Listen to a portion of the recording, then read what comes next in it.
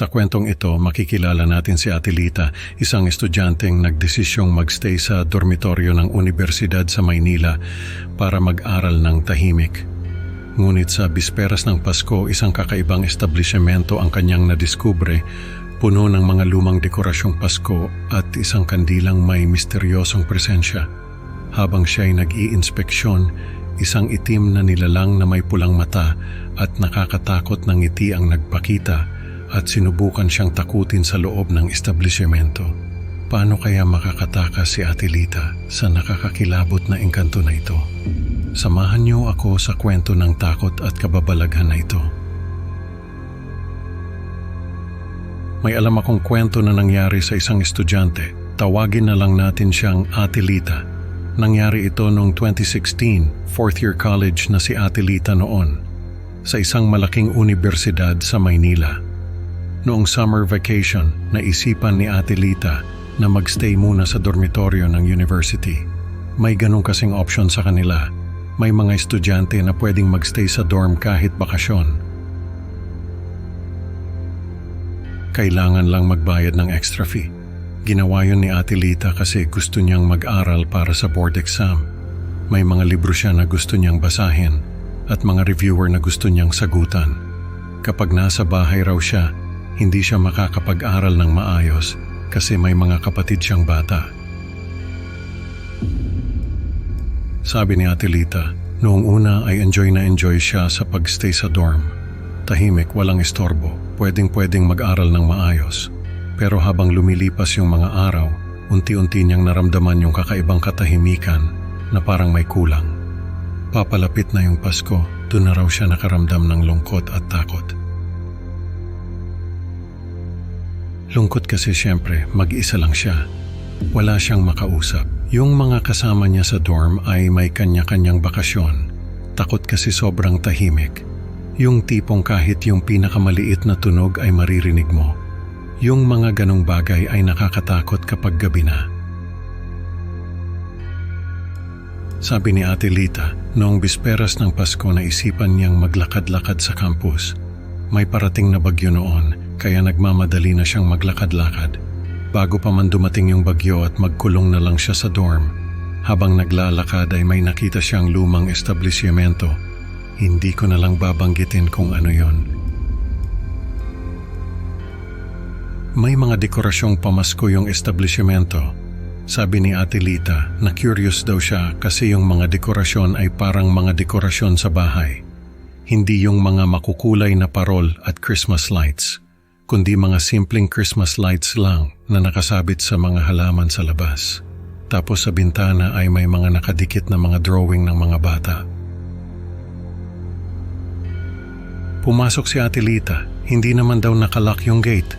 Pagpasok niya ay nakita niya na yung mga drawing sa bintana ay mga Santa Claus, Christmas tree, mga regalo at iba pang mga bagay na may kinalaman sa Pasko.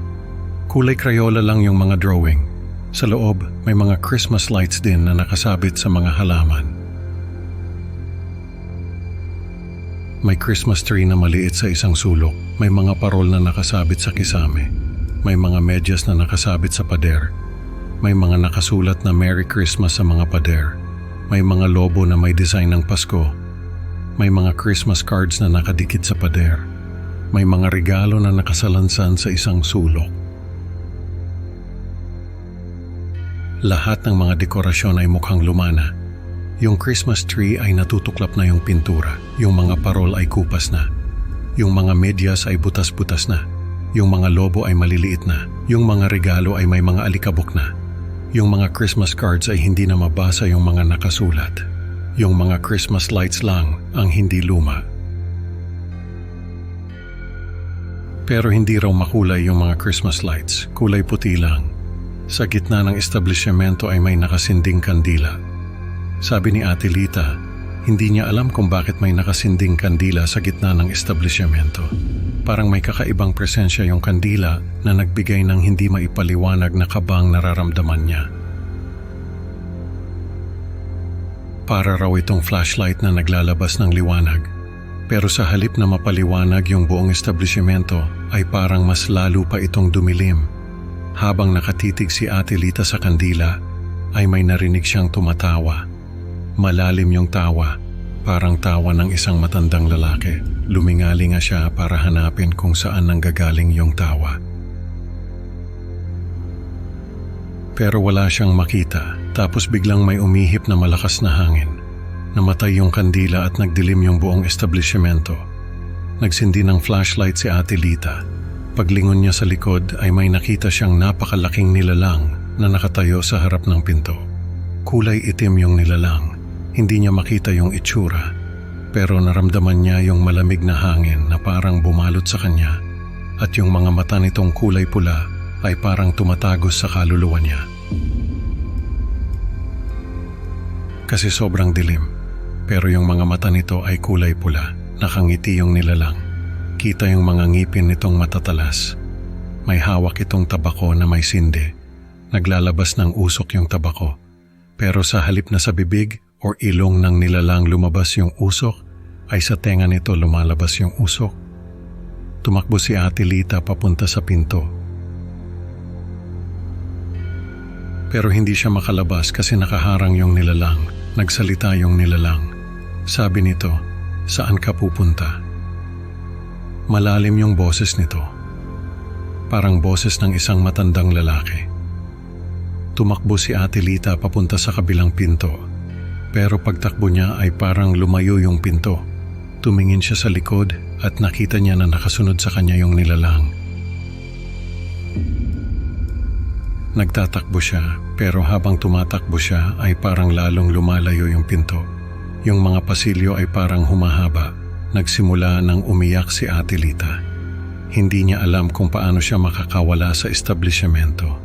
Naalala niya yung asin na dala niya sa bag na sabi-sabi ay mabisang panlaban sa mga engkanto. Kumuha siya ng isang dakot na asin. Tapos ay hinagis niya sa nilalang na nakasunod sa kanya. Nagsisigaw yung nilalang, tapos ay biglang bumalik sa dati yung mga pasilyo. Nakita niya na malapit lang sa kanya yung pinto. Tumakbo siya palabas. Paglabas niya ay tumakbo siya pabalik sa dorm.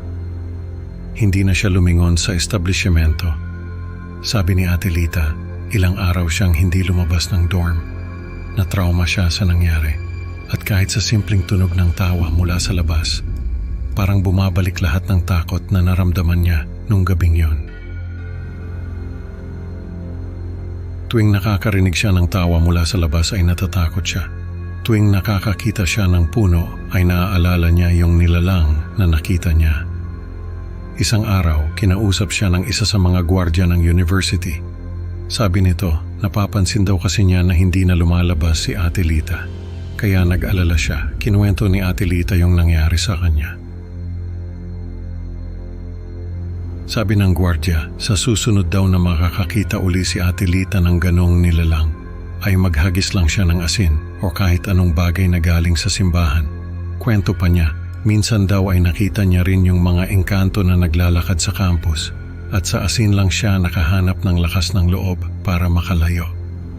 Sabi pa ng gwardiya, hindi lang daw si Ate Lita ang nakaranas ng ganoong karanasan. Pati siya raw ay nakaranas na rin ng ganon. May mga engkanto raw na nakatira sa campus. Minsan daw ay nagpapakita yung mga ito. Pero hindi naman daw lahat ay masasama, may ilan lang na mahilig manakot. Mula noon, naging maingat na si Ate Lita. Lagi na siyang may dalang asin. Naging interesado rin siya sa mga kwento tungkol sa mga engkanto. Sa bawat kwento na naririnig niya, lalo siyang na-curious kung paano nagiging bahagi ng realidad yung mga alamat. Nag-research siya at nalaman niya na may mga engkanto pala na nagdiriwang ng Pasko. Kaya siguro may mga dekorasyon sa loob ng establishmento na yon. Hanggang ngayon, hindi pa rin makalimutan ni Ate Lita yung karanasan niya. Tuwing may naririnig siyang tumatawa, naaalala niya yung nilalang na nakita niya. Sa kwentong ito, natutunan ni Ate Lita na hindi lahat ng katahimikan ay mapayapa. Minsan may kaakibat itong panganib. Maraming salamat sa pakikinig mga kaibigan. Huwag kalimutang i-like at i-subscribe ang Creepy Pinoy Stories para sa mas marami pang nakakakilabot na kwento.